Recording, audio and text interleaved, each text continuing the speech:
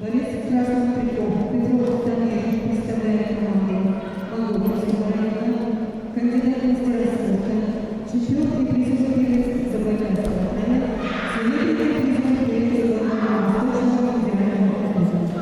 Тренер Владимир Александрович,